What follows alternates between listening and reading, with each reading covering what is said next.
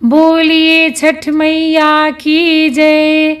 नमस्कार दोस्तों मैं हूँ माया तिवारी और आप सभी की अपने चैनल माया तिवारी श्रीमुख में स्वागत करती हूँ। दोस्तों आज मैं आप सभी से बात करूंगी छठ महापर्व के बारे में, जो कि सभी लोगों को बड़ी बेसब्री से इस छठ महापर्व का इंतजार रहता है। आस्था एवं भक्ति भाव का यह बहुत बड़ा पर्व माना गया है और इस पर्व को बहुत बड़े पैमाने पर मनाया जाता है। संतान प्राप्ति एवं सुखी जीवन के लिए हर साल कार्तिक मास के शुक्ल पक्ष की षष्ठी तिथि के 4 दिन पहले से छठ महापर्व की शुरुआत हो जाती है। इस महापर्व पर सूर्य भगवान का व्रत एवं छठ मैया की पूजा होती है, इसलिए इसे सूर्य षष्ठी कहा जाता है। दीपावली महापर्व की समाप्ति के बाद ही बिहार, उत्तर प्रदेश, झारखंड में छठ पूजा पर्व की तैयारी शुरू हो जाती है। यहाँ तक कि मुंबई, दिल्ली, कलकत्ता जैसे महानगरों में भी छठ पूजा का एक अलग ही नज़ारा देखने को मिलता है। इन महानगरों के सिवा विदेशों में भी छठ महापर्व मनाया जाता है।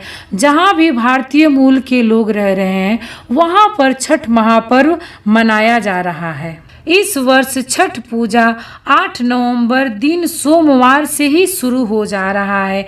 तो आइए जाने इन 4 दिनों तक चलने वाला छठ पूजा का लगातार चलने वाला कार्यक्रम के बारे में। पहला दिन 8 नवंबर दिन सोमवार से ही नहाए खाए के साथ ही छठ पूजा का शुभारंभ हो जा रहा है। दूसरा दिन 9 नवंबर दिन मंगलवार, इस दिन खरना का पूजा होता है। कहीं कहीं इसे लोहंडा नाम से जाना जाता है, लेकिन अधिकांशतः जगह पर इसे खरना के नाम से ही जाना जाता है। इस दिन व्रती व्रत रखती हैं और रात में छठ माता को सूर्यास्त के बाद छठ माता का पूजा होता है और रात में रोटी और खीर खाकर पुनः 36 घंटे का कठिन निर्जला व्रत शुरू किया जाता है। इस दिन व्रती को खुद ही प्रसाद बनाना पड़ता है और बड़ी साफ सफाई के साथ बनाना पड़ता है। परिवार के जितने भी सदस्य होते हैं उस दिन सभी सदस्य बड़ी साफ सफाई के साथ हर कार्य, छठ माता का जो भी कार्य होता है सभी कार्य जो है बड़ी साफ सफाई के साथ करते हैं। और इस दिन गुड़ का खीर बनता है।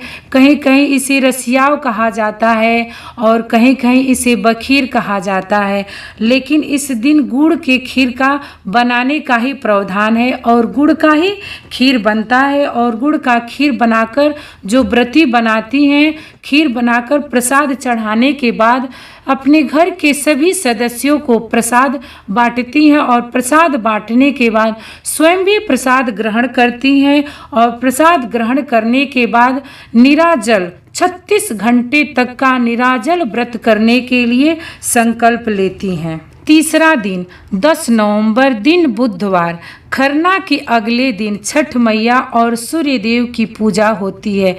तो दोस्तों इस दिन सूर्य भगवान को अर्घ देने का बहुत बड़ा प्रावधान होता है और अर्घ देने का ही महत्व होता है।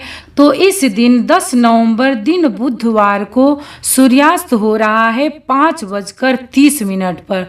तो दोस्तों इसी समय सूर्य भगवान को अर्घ देना होता है। भगवान सूर्य का पूजा वंदना किया जाता है और भगवान से अपनी जो भी मनोकामना होती है सूर्य भगवान के सामने रखा जाता है और भगवान से अपनी मनोकामना कहा जाता है और भगवान सूर्यदेव उस व्रती का और जो भी वहाँ पर छठ घाट पर गया रहता है और भगवान सूर्य से जो भी मांगन मांगता है उसका मांगन सूर्य भगवान पूरा करते हैं। तो उस दिन जो है 5:30 पर सूर्यास्त हो रहा है। वही समय जो है भगवान को अर्घ देने का समय है। छठ का यह सबसे महत्वपूर्ण एवं कठिन व्रत होता है, क्योंकि इस दिन व्रती निराजल व्रत रखती हैं और निराजल व्रत रखते हुए अपने घर के सभी कार्य को करती हैं, पूजा का सब कार्यभार संभालती हैं और सूर्य भगवान को पूजा करती हैं और छठ मैया का पूजा करती हैं।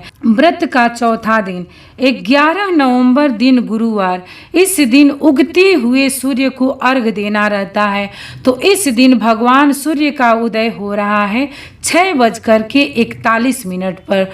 तो दोस्तों 6:41 पर सूर्य भगवान का उदय हो जा रहा है और भगवान सूर्य को अर्घ देने के बाद व्रती भगवान सूर्य को नमस्कार करती हैं, प्रणाम करती हैं और भगवान से अपनी सभी मनोकामना पूर्ण करने के लिए कहती हैं और उसके बाद अपने घर आकर के जो है पारण करती हैं। पारण जो है शुभ मुहूर्त में ही किया जाता है और पारण जो है उस दिन ठेकुआ खाकर के ही किया जाता है। ठेकुआ खाकर पारण करने से व्रत पूर्ण होता है और छठ मैया आशीर्वाद देती हैं। तो दोस्तों ये रहा छठ महापर्व से संबंधित कुछ महत्वपूर्ण जानकारियाँ। तो आप लोगों को कैसा लगा आप लोग कमेंट्स बॉक्स में जाकर के ज़रूर बताइएगा। और अगर अभी तक आप लोग मेरे चैनल को सब्सक्राइब नहीं किए हैं तो प्लीज़ मेरे चैनल को सब्सक्राइब कर दीजिएगा, लाइक कर दीजिएगा और घंटी के निशान को दबा दीजिएगा, जिससे जब भी मेरी नई वीडियो आएगी तो आप लोगों के पास तुरंत पहुंच जाएगी।